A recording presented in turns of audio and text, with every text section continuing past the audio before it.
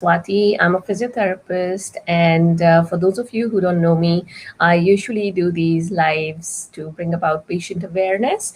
So today we're going to talk about dizziness. Some people would be more aware of the term vertigo.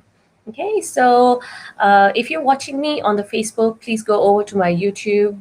Once this is done, I'll leave a link in the description below. And if you like what I'm talking about, please do subscribe to my channel so you know the next time I come live on the videos. So if you're watching me on the live, please say hello. Or if you're watching me on the replay, please comment hashtag replay. Or anything that you want to comment, because so that I know that you've been here. Just that I can come back in and say hello, or if you have any questions, I can answer that. So today's topic is about dizziness. So why do we get dizziness? Okay, what is dizziness actually, to start off with? So dizziness is the feeling of either your head is spinning or you feel like the room is spinning around you, right? What happens with dizziness is you can have loss of balance, or obviously you can have falls, and it's dangerous to leave it untreated. The cause for dizziness could be either because of your eyes, some disturbance in the eyes, um, in your brain, so like any extra growth or tumor that you have in your brain, or it could be coming from your cervical spine. So if you look back in the videos we did on the cervical headache, so dizziness is one of the symptoms that can accompany cervical headaches. And also,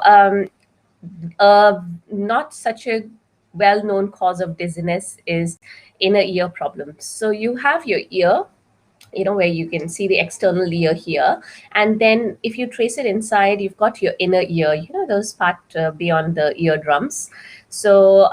These inner ears are basically very important structures because they play a major role in your balance, basically how you orient yourself in space. I'll explain to you how this happens.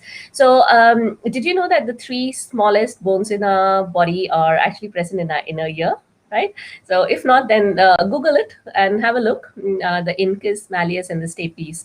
These are the three smallest bones in our body, and they're present inside your ears. Okay. Whoever thought we'll have bones in there, right? Well, we do. Okay. Basically, a very important part of the inner ear is your semicircular canals. So basically, they are like canals which are oriented in your X, Y, and Z axis. So if you remember your basic school maths or physics, you remember those X, Y, and Z axis. So they are oriented in these three directions because our body doesn't just move front and back or side to side. It also moves oblique, in an oblique fashion, or a combination of any of these three. Basically, your body is working, moving around in in three dimensions. Our semicircular canals are also oriented in 3D. So what happens is, for whenever you're moving, so suppose I'm moving front and back, I'm on a swing, right? So I'm going forwards and backwards, and I'm going above and coming back to ground level. So what happens in that case is my certain semicircular canals will get stimulated, and there is fluid present inside the semicircular canal. So this fluid is actually moving along in the canal as you are swinging front and back in that swing in the playground, right? So the same thing happens with any other movement anyways, right? Once that fluid starts to move, there are some receptors inside those semicircular canals. They'll send the signal up to your brain. The brain will say, oh, she's moving. Basically, the brain will send down signals to the muscles to orient you in a straight manner. So for example, if I'm about to fall, say I'm falling sideways, right? So if I'm about to fall, the fluid in the semicircular canal gets stimulated, gives that signal to the brain. The brain says, okay, come back to neutral. So your body's always trying to basically get back into neutral, whatever the situation, right? Now, why do we get dizzy? So there are some hair-like projections inside the semicircular canals, which are sitting inside they are basically within the fluid in the semicircular canals. So these hair-like structures, so if you were to consider, suppose this is the hair-like structure, the tip of this structure here has got some calcium carbonate crystals attached to it, right?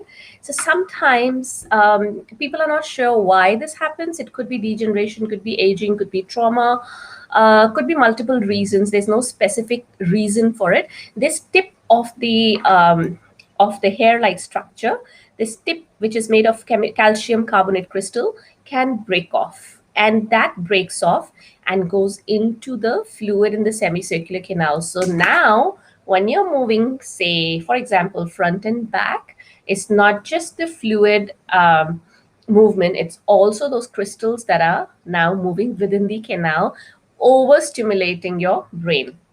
Now, what happens when you're sitting stationary? Why do you get dizzy? So, sometimes when you're just sitting there and those crystals are still floating around, because I mean, it's a where think of a foam floating in water, right? It's very light. So, the crystals are floating around in those fluid in the semicircular canal, and then your brain gets that stimulus. Oh, the body's moving, whereas it is not. So you perceive that as dizziness. So that is where dizziness comes in. So now the treatment is usually carried out. I mean, your ENT doctor can definitely help you with this. And sometimes the doctor will send you to a brain specialist or a neuro specialist, basically, to make sure that there is no, I mean, your brain is not involved in here. But well, there are tests to figure out where is the source of dizziness.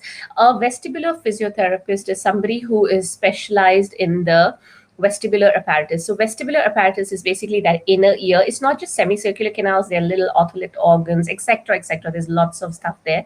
So you won't believe how much is packed into that inner ear, right? So the vestibular physiotherapist has studied this vestibular apparatus, and they know exactly how to treat it. So one of the ways in which we diagnose, like I'm trained in this vestibular therapy, so one of the ways in which I would diagnose a patient who comes in is firstly try and see what are the directions in which the patient's getting the dizziness, and obviously rule out the other factors. Then I know it's from the inner ear, and then I will say, okay, for example, if it's the anterior canal, right? So there's a specific movement that I will do with my patient, putting them in like a lying down position and sitting, etc. position, and a specific sequence of movements is carried out.